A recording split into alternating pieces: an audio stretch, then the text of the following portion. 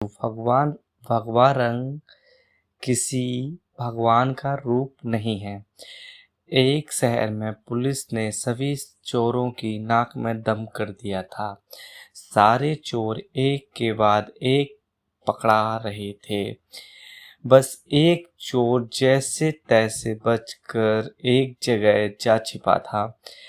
तब ही उसे एक ख्याल आया कि क्यों ना वो भगवा पहनकर साधु बन जाए।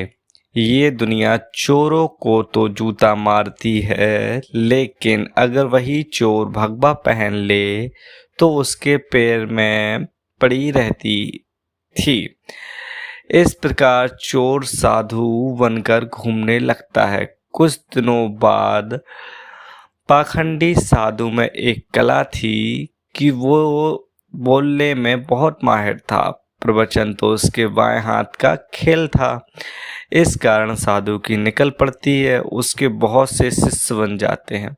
कई लोग उसके आगे पीछे घूमने लगते हैं। उसे मुफ्त में खाने को मिलने लगता है। बस उसे सांसारिक जीवन छूटने का दुख रहता है। पाखंडी साधु जंगल में अपने शिष्यों के साथ रह रहा था। तभी उसके आश्रम में एक सेठ आया। सेठ को भी पाखंडी साधु ने अपने बोलने की कला से प्रभावित कर दिया। साधु से मिलकर जब सेठ अपने घर पहुंचा तो उसे एक ख्याल आया। असल में सेठ को एक दुविधा थी। उसके पास बहुत सोना था जिससे चोरों के डर के कारण वो अपने घर में नहीं रख सकता था। उसने सोचा क्यों ना ये सोना साधु के आश्रम में रख दिया जाए, क्योंकि साधु को कभी कोई माया नहीं रहती। वो तो भगवान का रूप होते हैं। किसी को ऐसे देवता पर शक भी नहीं होगा कि उसके आश्रम में सोना गड़ा हुआ है। ऐसा सोचकर सेठ दूसरे दिन सोना लेकर पाखंडी साधु के आश्रम आता है और उसे पूरी बात बताता। फिर क्या था, पाखंडी साधु का तो दिल गदगद हो गया। उसकी आंखें तो उस सोने की पोटली से हट ही नहीं रही थी। उस सेठ ने वो सोने की पोटली आश्रम के एक पेड़ के नीचे दबा दी और वहां से चला गया। अब साधु को नींद कहाँ आनी थी। वो रात भर उस सोने की पोटली के बारे में सोचता रहा। उसने सोचा अगर ये सोना मिल जाए तो जीवन तर जाएगा, संसारिक सुख भी मिलेगा। तो इस भगवा कपड़ों ने छीन लिया। इस तरह साधु ने कई सपने देख डाले। दूसरी तरफ सेठ को सोने को आश्रम में रखकर संतुष्ट होकर सो रहा था। कुछ समय बीतने पर साधु ने एक योजना बनाई। उसने सोचा कि वो इस सोने को लेकर चला जाएगा और सेठ को शक ना हो, इसलिए वो उसके घर जाकर जाने की बात कहेगा ताकि सेठ को ये न लगे कि साधु सोना लेकर भागा है। अगले दिन साधु सेठ के घर जाता है। सेठ के पास एक व्यापारी बैठा रहता है। साधु को आता देख सेठ खुशी से झूम जाता है और कई पकवान खिलाता है।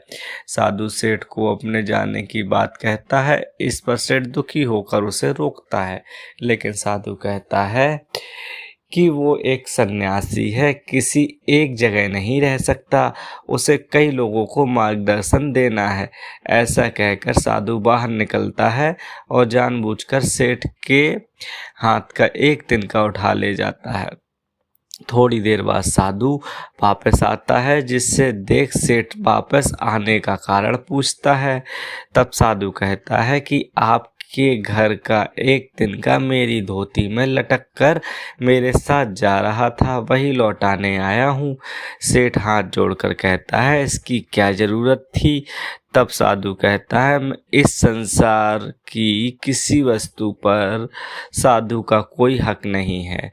फिर अपनी बातों से वो सेठ को मोहित कर देता है और वहाँ से निकल जाता है।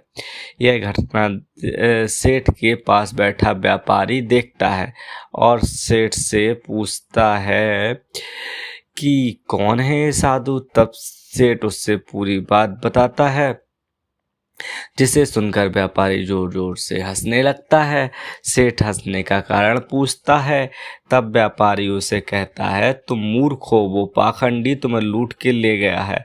जिस पर सेठ कहता है, कैसी बात करते हो, वो एक संत है, बहुत ज्ञानी है। व्यापारी कहता है, अगर तुम्हें अपना सोना बचाना है तो उस जगह चलो जहाँ सोना दबाया था। सेठ उससे वहाँ लेकर जाता है और खुदाई करता है, लेकिन उसे कुछ नहीं मिलता। वो रोने लगता है। तब व्यापारी उसे कहता है, रोने का वक्त नहीं है, जल्दी चलो, वो साधु दूर नहीं गया होगा। सेठ और व्यापारी पुलिस को बोलते हैं और पुलिस उस पाखंडी साधु को ढूंढ लेती है।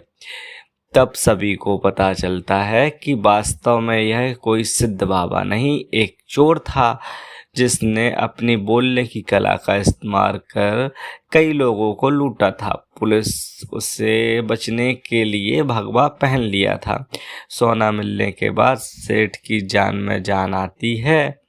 सेठ व्यापारी से पूछता है कि उसे कैसे पता चला कि यह साधु पाखंडी है।